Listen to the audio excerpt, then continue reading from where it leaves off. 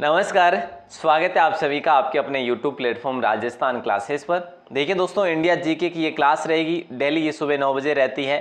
कल दिन भर में कोई क्लास नहीं होती, उसके लिए माफ़ी चाहता हूँ। दोस्तों, इंडिया जीके के टॉप 40 क्वेश्चन, इसमें मैंने आपको पहले से ही बता देना है कि भाई इसमें हिस्ट्री के और कला संस्कृति के क्वेश्चन थोड़े से ज़्यादा है और थोड़े कम जो है वो है भूगोल के क्वेश्चन। लेकिन अपने एग्जाम का लेवल जो है ये ज़रूर कवर करता है। यहाँ पे क्वेश्चन जो है ना वो बहुत अच्छे हैं। आपको ये देखना है कि आप कितने क्वेश्चन क्लियर कर पाते हैं, करेक्ट कर पाते हैं, वो मैटर करेगा बिल्कुल। तो आपको एंड तक जुड़े रहना है। भले ही मैं आपको स्क्रीन से लाइव दे रहा हूँ, लेकिन दोस्तों संसाधनों की कमी के कारण जैसा भी हमें पढ़ना है, और मतलब कि हाँ, भले ही फेस कैम जो अपनी क्लास ना हो, लेकिन इससे भी आपको बढ़िया तरीके से पढ़ना है और फतेह हासिल करनी है। ओके, तो बिल्कुल कंसिस्टेंसी के साथ लास्ट तक जुड़े रहिएगा मेरे साथ। और पहला क्वेश्चन आपकी स्क्रीन पर है, तालीकोट का युद्ध कब हुआ था दोस्तों, बताइएगा। बोले सर तालीकोट का युद्ध 1965 में हुआ था। ठीक है, बिल्कुल अच्छा क्वेश्चन है ये दोस्तों। अपने विजयनगर साम्राज्य पर हुआ था ये तालीकोट का युद्ध, विजयनगर साम्राज्य पर, और विजयनगर साम्राज्य का यहाँ से पतन हो गया था। नेक्स्ट क्वेश्चन आपकी स्क्रीन पर है, पानीपत की पहली लड़ाई किसके बीच में हुई थी दोस्तों। पानीपत की पहली लड़ाई की बात करें तो पानीपत की पहली लड़ाई 1526 में होती है। ठीक है, और बाबर और इब्राहिम लोदी के बीच में होती है। ओके, तो राइट आंसर आप सभी का ऑप्शन नंबर सी के साथ जाएगा। पानीपत की पहली लड़ाई ये होती है। और दूसरी लड़ाई की बात करें तो अकबर और हेमू के मध्य होती है। तो ये चीज़ भी हम लोग पढ़ेंगे, लेकिन आज की क्लास में नहीं होगा। और अगला क्वेश्चन आपकी स्क्रीन पर है और जल्दी से जवाब बनता रहेगा और हम लोग आगे बढ़ते जाएंगे और हमें रोकने वाला कोई नहीं होगा, है ना। तो देखिएगा, कंद्रिया महादेव मंदिर कहाँ पर स्थित है। तो दोस्तों कंद्रिया महादेव मंदिर खजुराहो में है। और आपसे मैं एक सवाल कर लूँ कि भाई खजुराहो कहाँ पर है, बोले सर ये मध्य प्रदेश में है। और आपसे ये सवाल भी कर सकता हूँ मैं कि इसका निर्माण किसने करवाया, तो चंदेल राजाओं ने इसका निर्माण करवाया। कोई आप में डाउट रहा है? नहीं।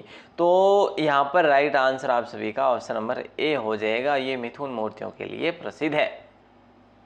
अजंता की गुफाएं महाराष्ट्र में कहाँ पर स्थित है दोस्तों, इसके बारे में हम लोग ऑलरेडी पढ़ चुके हैं। हमने टॉपिक वाइज जहाँ पर कवर करा था उसमें हमने पढ़ा था कि अजंता की गुफाएं औरंगाबाद में स्थित है। और औरंगाबाद कहाँ पर है दोस्तों, महाराष्ट्र में है। और इसका निर्माण किसने करवाया, तो गुप्त शासकों ने इसका निर्माण करवाया था। ठीक है, तो आपको याद रखना है कि अर्जेंट ऑरेंज गुप्त। ठीक है, देखो अजंता, अर्जेंट, ऑरेंज, औरंगा और गुप्त है। ठीक है, या फिर आप कैसे भी याद कर सकते हो यार, ऑरेंज जो है ना ये अर्जेंट, गुप्त अर्जेंट है। ठीक है, गुप्त भी है और अर्जेंट भी है। बस यहाँ से आपको याद हो जाना चाहिए, भले ही किसी से भी रिलेट करो। और अगला क्वेश्चन ये लीजिए साहब, एस विजय लक्ष्मी किस खेल से संबंधित है, बताओ। एस विजय लक्ष्मी जो है ना ये कौन से खेल से संबंधित है, तो दोस्तों ये चेस से संबंधित है। ऑप्शन नंबर सी जो है कि आपका लॉक हो जाएगा, शतरंज के खिलाड़ी है ये। अगला क्वेश्चन है आपकी स्क्रीन पर, भारतीय, हाँ ध्यान रखना दोस्तों, ये भारत की पहली महिला ग्रैंड मास्टर थी ये। ठीक है, कौन, विजय लक्ष्मी। अगला क्वेश्चन आपकी स्क्रीन पर यूं पूछा जा रहा है, देखो मैंने वैसे आपको गलत ही बताया कि भाई कला संस्कृति ही है सिर्फ या फिर हिस्ट्री ही है। तो यहाँ पे हम लोग हर प्रकार से कवर करेंगे। संविधान मतलब राज्य व्यवस्था भी पढ़ रहे हैं हम लोग। ठीक है, हमने वो खेलों से संबंधित भी पढ़ा है, तो हम कवर करेंगे साहब, है ना। भारतीय संविधान की 8वीं अनुसूची में भाषाओं की संख्या है, तो दोस्तों कितनी थी, 18 थी या 22 थी। बोले सर भारतीय संविधान की 8वीं अनुसूची में भाषाओं की संख्या कितनी थी, 22 थी।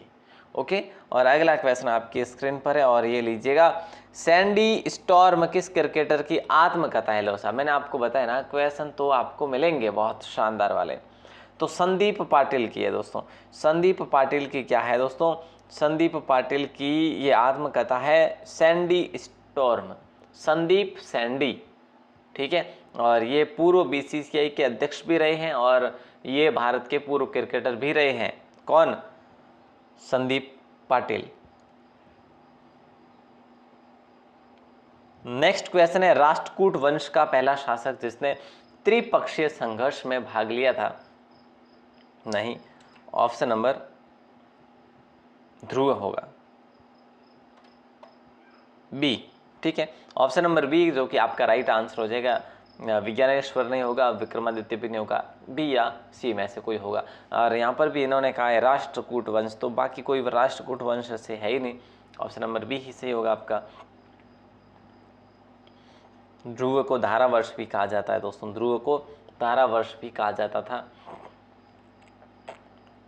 ये जो त्रिपक्षीय है ना, यहाँ पर त्रिपक्षीय की बात करें तो दोस्तों देखो, एक तो राष्ट्रकूट का ध्रुव था, मैं यहाँ पे लिख देता हूँ ध्रुव, ठीक है। दूसरा प्रतिहारों का था वत्सराज, ठीक है। और एक था उसका पाल वंश का, जो कि धर्मपाल। ध्रुव धर्म वत्स, ठीक है, ध्रुव धर्म वत्स, ध्रुव धर्म वत्स, तो इन तीनों के मध्य त्रिस्तरीय युद्ध हुआ था। टाइगर स्टेट किस राज्य को कहा जाता है दोस्तों, ये आपका ही क्वेश्चन है और हम कोई गलत कर नहीं सकते। टाइगर स्टेट की बात करें तो दोस्तों मध्य प्रदेश को कहा जाता है, ऑप्शन नंबर बी है जो कि राइट आंसर हो जाएगा, ठीक है। और टाइगर बाघों का जस्सा घर किसे कहा जाता है, ये भी आप लोग बताओ, ठीक है। ये हमारे राजस्थान का क्वेश्चन है। यहाँ पर सर्वाधिक टाइगर होने के कारण कहा जाता है, ठीक है। और देखो टाइगर मैन की बात करें हम लोग, तो टाइगर मैन किसे कहा जाता है, टाइगर मैन, तो टाइगर मैन जो कैलाश सांखला को कहा जाता है, ठीक है। तो ये चीज़ें भी आपको पता होनी चाहिए। और अगला क्वेश्चन आपकी स्क्रीन पर है, इनमें से भारत का बाघ अभ्यारण्य कौन सा है, इनमें से भारत का बाघ अभ्यारण्य कौन सा है, ये बताओ। इंद्रावती अभ्यारण्य या भगवान महावीर उद्यान या दालमा वन्यजीव या बस्सी। तो देखिए दोस्तों, दालमा को आप सभी लोग लॉक करेंगे या भगवान महावीर को या इंद्रावती को, बस्सी को तो हम लोग करेंगे नहीं, ठीक है। बहुत अच्छा क्वेश्चन है, तो राइट आंसर आप सभी का हो जाएगा इंद्रावती अभ्यारण्य, है ना। तो जो कि कहाँ पर स्थित है, छत्तीसगढ़ में है, छत्तीसगढ़ में है, ध्यान रखिएगा। और ये भगवान महावीर तो भैया अपने गोवा में है, और दालमा हमारे झारखंड में है, और बस्सी का तो हम क्या ही बात करें, ये हमारे चित्तौड़गढ़ में है। ओके, क्लियर है भैया। अगला क्वेश्चन आपकी स्क्रीन पर है, अजात शत्रु किस व्यक्ति का उपनाम है। अजात शत्रु जो है ना, ये किस व्यक्ति का उपनाम है। तो प्यारे दोस्तों, अजात शत्रु की बात हो रही है तो डॉक्टर राजेंद्र प्रसाद को लॉक करेंगे। इनको देश रत्न भी कहा जाता है, इनको देश रत्न भी कहा जाता है। और याद रखिएगा, ये भारत के पहले राष्ट्रपति भी रहे थे। अगला क्वेश्चन है, भारत में हरित क्रांति का जनक किन्हें कहा जाता है दोस्तों, ये बताइए। जब हम बात करेंगे विश्व के हरित क्रांति का, तो नॉर्मन बोरलॉग हो जाएगा, नॉर्मन बोरलॉग होगा। लेकिन जब बात करेंगे कि भैया हमारे भारत के हरित क्रांति के जनक, तो डॉक्टर स्वामीनाथन हो जाएगा, ऑप्शन नंबर बी को लॉक करेंगे। और दोस्तों, सबसे पहले हरित क्रांति की शुरुआत कहाँ से हुई थी, हरित क्रांति की शुरुआत कब हुई थी दोस्तों, कहाँ से हुई, अगर ऐसा क्वेश्चन कर लिया जाए तो मैक्सिको से हुई थी। और कब करा, तो ऐसा क्वेश्चन करे तो 1943 में हुई। और जब हमारे भारत की बात करते कि कहाँ से हुई हमारे भारत में, तो दोस्तों हरियाणा और पंजाब से भारत में जो है हरित क्रांति की शुरुआत हुई थी, ठीक है। और ये मेरे ख्याल से 1960-61 के आसपास हुई थी, याद रखिएगा। अगला क्वेश्चन आपके स्क्रीन पर ये लो, निम्नलिखित में से मध्य समवर्ती सूची के अंतर्गत आती है। इनमें से कौन से ऑप्शंस जो है समवर्ती सूची के अंतर्गत आते हैं। इनमें से अंतरराज्यीय नदियां नहीं आती, मजदूर संघ आते हैं, ऑप्शन नंबर बी जो कि राइट आंसर हो जाएगा। और जो वन है ना दोस्तों, ये वन किस में आते हैं, तो वन भी समवर्ती सूची के अंतर्गत ही आते हैं। याद रखना दोस्तों, बहुत इंपॉर्टेंट क्वेश्चन है। और ये अंतर्राष्ट्रीय नदियां जो है ना, ये संघ सूची में आती है, संघ सूची में, ठीक है। ओके है ना। अगला क्वेश्चन आपकी स्क्रीन पर है, मसाला बोर्ड भारत के किस शहर में स्थित है, ये आपको बताना है और जल्दी से बता देना है। मसाला बोर्ड जो है ना भारत के शिमला में ही है ना, नहीं सर, ये कोच्चि में है दोस्तों। मसाला कहाँ पर है, कोच्चि कहाँ पर है। आगे बढ़ते हैं और अगले क्वेश्चन को देखते हैं। मतलब कि मसाला बोर्ड दोस्तों कोच्चि में, कोच्चि केरल में है, याद रखिएगा, ठीक है। सबसे बड़ा डेल्टा किस राज्य में स्थित है, ये आसान क्वेश्चन है, बड़ा आसान सा क्वेश्चन है। सबसे बड़ा डेल्टा किस राज्य में स्थित है, तो प्यारे दोस्तों ये पश्चिम बंगाल में स्थित है। आपके कहाँ पर है, पश्चिम बंगाल में स्थित है। जल्दी से आंसर बनेगा, बिल्कुल राइट होगा। और हम बात करें कि जो डेल्टा होते क्या है, तो दोस्तों जैसे कि कोई एक नदी है और वो नदी जब अंतिम समय में समुद्र में मिलने जा रही हो या फिर किसी भी अरब सागर में मिलने जा रही है, तो वो जिस अवस्था में होती है वहाँ पर वो क्या करती है, फैल जाती है अलग अलग रास्तों में, ठीक है, अलग अलग नालों में फैल जाती है। तो उसको पूरे क्षेत्र को डेल्टा कहा जाता है, याद रखिए दोस्तों, ये इसको आप त्रिभुजाकार भी कह सकते हैं इस आकार को साधारणतः, मतलब मुख्यतः। अगला क्वेश्चन है, आरंभिक वैदिक काल में वर्ण व्यवस्था आधारित थी, किस पर आधारित थी भैया बताओ। आरंभिक वैदिक काल जो था ना वो किस पर आधारित था, तो वो व्यवसाय पर आधारित था प्यारे साथियों। किस पर है, व्यवसाय पर आधारित था। और एक ही परिवार के लोग अलग अलग व्यवसायों से जुड़ा हुआ करते थे।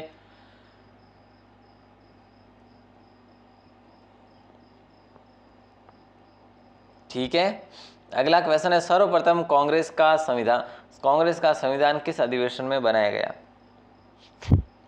सर्वप्रथम कांग्रेस का संविधान किस अधिवेशन में बनाया गया था। तो दोस्तों ऑप्शन नंबर आपका ए राइट आंसर हो जाएगा, मद्रास 1908। ठीक है, इससे पहले 1907 में सूरत में, जो कि विभाजन हुआ था, कांग्रेस का विभाजन हो गया था। ठीक है, तो यहाँ पर रास बिहारी बोस जो कि क्या थे, अध्यक्ष थे। कहाँ पर, मद्रास में 1908 में। तो दोस्तों 1908 में क्या हुआ था, कांग्रेस का संविधान जो कि सर्वप्रथम कांग्रेस के संविधान किस अधिवेशन में बनाया गया, तो कांग्रेस का संविधान बनाया गया। अगला क्वेश्चन आपकी स्क्रीन पर है, लाला लाजपत राय कांग्रेस के विशेष अधिवेशन में अध्यक्ष बने, जो कहाँ हुआ था। लाला लाजपत राय कांग्रेस के विशेष अधिवेशन में अध्यक्ष बने, जो कहाँ पर हुआ था। तो दोस्तों ये आपका राइट आंसर होगा कलकत्ता, जो कि 1920 में हुआ था, है ना, काफ़ी लेट भी। तो राइट आंसर आप सभी का हो गया 1920 कलकत्ता। चिल्का झील में कौन सी नदी का पानी आता है प्यारे साथियों, ये बता दीजिएगा आप लोग, और फिर हम लोग आगे बढ़ेंगे। जी हाँ, चिल्का झील में कौन सी नदी का पानी आता है, तो यहाँ पर आता है सी ऑप्शन, राइट आंसर हो जाएगा, भार्गवी नदी का पानी आता है। किस नदी का दोस्तों, भार्गवी नदी का।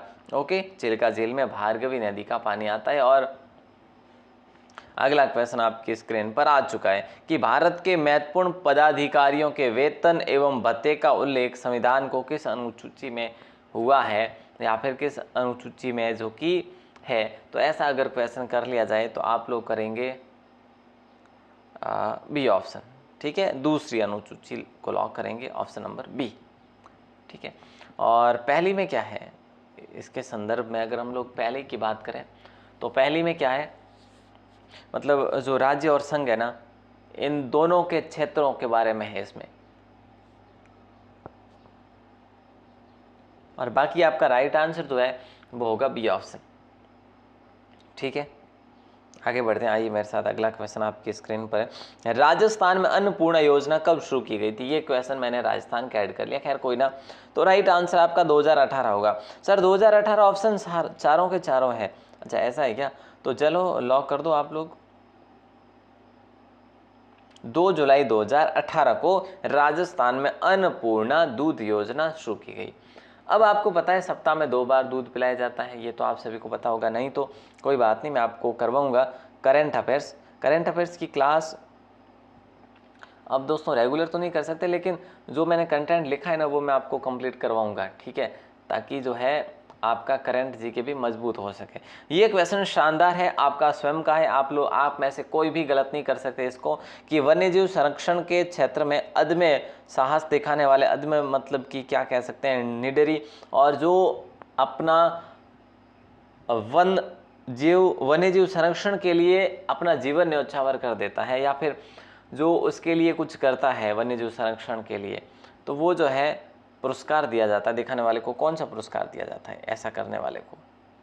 तो दोस्तों अमृता देवी विश्नोई पुरस्कार दिया जाता है। यहाँ पे राइट आंसर आप सभी का ऑप्शन नंबर सी हो जाएगा। और अगला क्वेश्चन आपकी स्क्रीन पर है, और ये लो साहब, कृष्ण प्रथम जो राष्ट्रकूट वंश का राजा था, उसने निम्नलिखित में से क्या बनवाया।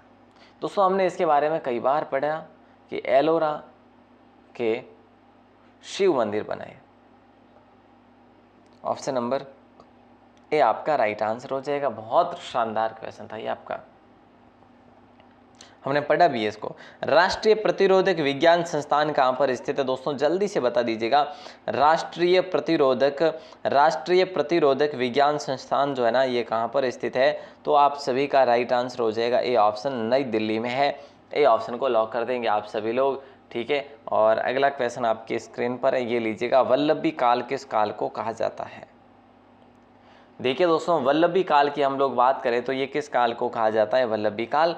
तो वल्लभी काल कहा जाता है कुषाण काल को या गुप्त काल को। इन दोनों में से हम लोग किसी को भी लॉक करेंगे, मतलब आप कहेंगे तो ही। सर गुप्त काल को लॉक कर दीजिएगा। गुप्त काल दोस्तों देखिए, कुषाण काल की बात करें, यहाँ पर एक कनिष्क का शासक हुआ था जिसके समय चौथी संगोष्ठी हुई थी। तो देखिए, गुप्त की बात करें गुप्त काल की, तो दोस्तों ये गुप्त काल है, वल्लभी काल भी इसको कहा जाता है, ठीक है। और सर्वाधिक सोने के सिक्कों की बात करें तो गुप्त काल में ही सबसे ज़्यादा सोने के सिक्के चले थे। अगला क्वेश्चन है, दाची ग्राम राष्ट्रीय उद्यान है। दोस्तों आपको पता होना चाहिए, अगर नहीं पता हो तो यहाँ से रट लीजिएगा। दाची ग्राम क्या है? राष्ट्रीय उद्यान है। ये जम्मू कश्मीर में है या फिर पंजाब में है या फिर हिमाचल प्रदेश में या फिर उत्तराखंड में है? तो आप लोग बताओ ऑप्शन नंबर ए और बी में से कौन से को करें। आपको लाइफ लाइन मिल चुकी है दोस्तों, जल्दी से आंसर बताइएगा। 1 करोड़ नहीं, पूरी जिंदगी जीतने का मौका आपके पास है। तो बिल्कुल राइट आंसर आप सभी का ए ऑप्शन हो जाएगा। दोस्तों कई बार पेपर में भी हमें इस प्रकार की झलकें देखने को मिलती है कि हम अब इन दोनों में से कौन सा करें, ये तो है ही नहीं, ये भी नहीं है, अब ये दोनों रह गए, इनमें से कौन सा करें। वहाँ पर दोस्तों आपको वो रिस्क भी लेनी चाहिए। वैसे मैं आपको ये सारी चीज़ें अपन बात करेंगे एक अलग वीडियो में। रिस्क लेंगे तो कैसे लेंगे आप, वो भी हम बात करेंगे, ठीक है। तो बिल्कुल अगला क्वेश्चन है, एस विजय लक्ष्मी किस खेल से संबंधित है दोस्तों? तो ये शतरंज से संबंधित है। हम इनके बारे में पढ़ चुके हैं। पहली महिला जो कि ग्रैंड मास्टर है। अगला क्वेश्चन आपकी स्क्रीन पर सबसे आसान क्वेश्चन है, प्रशासनिक दृष्टि से देश में कितने राज्य और केंद्र प्रशासित प्रदेश है? प्रशासनिक दृष्टि से देखो, हमने क्या पढ़ा, 28 राज्य हैं अभी तक हमारे भारत में, ठीक है, और 8 केंद्र शासित प्रदेश मतलब कि यूटी है। तो राइट आंसर आपका ए ऑप्शन लॉक करने में कोई हर्ज है क्या? नहीं है ना। तो बिल्कुल आपका राइट आंसर ए ऑप्शन हो जाएगा। और अगला क्वेश्चन, 7 सिस्टर्स के नाम से प्रसिद्ध राज्य कौन से हैं? दोस्तों 7 सिस्टर्स के नाम से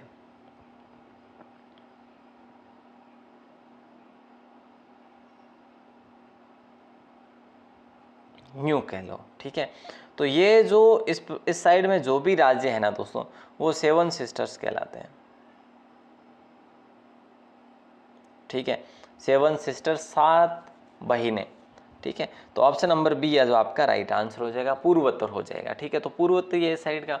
अब आपको मैं क्या बोलूँ, जैसे कि इस साइड में अरुणाचल प्रदेश भी है, नीचे से शुरू होता है, असम भी है, फिर नागालैंड भी है, मेघालय भी है, यहाँ पे मणिपुर भी है, मिजोरम भी है, त्रिपुरा भी है, ठीक है। लेकिन ध्यान रखना दोस्तों, सिक्किम इसमें शामिल नहीं है, लेकिन सिक्किम यहाँ पर इस साइड में पर वो शामिल नहीं है यहाँ पे इसमें। अगला क्वेश्चन है, स्वतंत्र भारत की पहली महिला राज्यपाल कौन बनी थी? अरे आसान तो है, बहुत आसान है। तो श्रीमती सरोजिनी नायडू बनी थी। यहाँ पे आपका राइट आंसर ये ऑप्शन हो जाएगा। सरोजिनी नायडू कहाँ से बनी थी? बोले सर उदयपुर से बनी थी, ठीक है, पता है ना सभी को। और अगला क्वेश्चन आपकी स्क्रीन पर है, मनुस्मृति मुख्यतः किसके संबंधित है? दोस्तों अगला क्वेश्चन है कि भाई मनुस्मृति मुख्यतः किससे संबंधित है, किसके संबंधित है? जैसे हम लोग पढ़ते हैं अर्थशास्त्र जो है ना, राजनीति से संबंधित है। अर्थशास्त्र कौटिल्य ने लिखी थी दोस्तों, और किससे संबंधित है? राजनीति से संबंधित है। तो इसी प्रकार से मनुस्मृति जो है ना, ये कानून से संबंधित है। प्यारे दोस्तों ऑप्शन नंबर बी को लॉक करेंगे। और अगला क्वेश्चन आपकी स्क्रीन पर देखेंगे कि भाई पूछा जा रहा है, जब सिकंदर ने भारत पर आक्रमण किया तो मगध के शासक कौन थे? जब सिकंदर ने भारत पर आक्रमण किया तो मगध के शासक कौन थे? नंद थे। ऑप्शन नंबर घनानंद, ठीक है। ऑप्शन नंबर सी है जो कि आपका लॉक हो जाएगा। और अगला क्वेश्चन आपकी स्क्रीन पर है,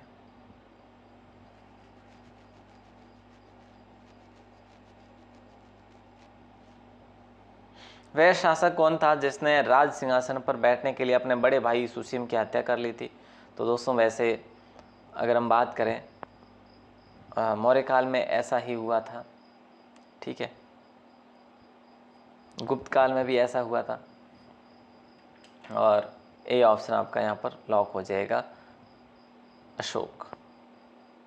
बाद में अशोक ने दोस्तों कौन से धर्म को स्वीकार कर लिया था? जैन धर्म को। याद रखना दोस्तों, बहुत इंपॉर्टेंट है। ये श्रवण बेलगोला में चले गए थे अंतिम समय में, और यहीं पर इन्होंने जो अपने इस रीति रिवाज से, जो जैन धर्म में रीति रिवाज होती है उसके हिसाब से इन्होंने समाधि ले ली थी। ठीक है, अपने शरीर का मतलब प्राणों का न्यौछावर कर दिया था। अगला क्वेश्चन है, राष्ट्रपिता किस व्यक्ति का उपनाम है? तो देखिए, राष्ट्रपिता की बात करें तो ये आसान ही है, महात्मा गांधी ही होगा राइट आंसर। इनको दोस्तों महात्मा की उपाधि किसने दी थी, ये थोड़ा सा और कवर करेंगे क्योंकि क्वेश्चन आसान है। महात्मा की उपाधि रविंद्रनाथ टैगोर ने दी थी। रविंद्रनाथ टैगोर ने इनको महात्मा की उपाधि दी थी। ठीक है, और इनकी जन्म की बात करें 2 अक्टूबर को इनका जन्म हुआ था 1969 में, सॉरी 1869 में। ठीक है, कहाँ पर हुआ था? पोरबंदर में हुआ था। तो चलिए दोस्तों, अगला क्वेश्चन आपकी स्क्रीन पर है, सरहदी गांधी किस व्यक्ति का उपनाम है? सरहदी गांधी किस व्यक्ति का उपनाम है? अगर ऐसा क्वेश्चन कर लिया जाए तो महात्मा गांधी तो नहीं होगा, रविंद्रनाथ टैगोर भी नहीं होगा, खान अब्दुल गफ्फार खान, ये बड़ी हाइट में थे दोस्तों, इनको सीमांत गांधी के नाम से भी जानते थे, सीमांत गांधी। ठीक है, और इन्होंने खुदाई खिदमतगार की स्थापना करी थी, एक प्रकार का संगठन था। ठीक है, कब की बात है? 1920 की बात है। तो प्यारे दोस्तों, ये चीज़ें याद रखना। और अब 1-2 क्वेश्चन और रह गए, हम लोग पढ़ ही लेते हैं कंप्लीटली। वर्ष 2000 में संसद द्वारा कानून पारित किए जाने के बाद मध्य प्रदेश से काटकर बनाए गए राज्य का नाम क्या है? दोस्तों बहुत इंपॉर्टेंट क्वेश्चन है। ये बात हुई थी 28 अगस्त की, 26 अगस्त के 2 दिन बाद में 28 अगस्त 2000 को। और इस समय राष्ट्रपति ने दोस्तों किसको अलग करा? उत्तर प्रदेश थोड़ा सा मध्य प्रदेश और बिहार को विभाजित करके देश के 3 नए राज्य,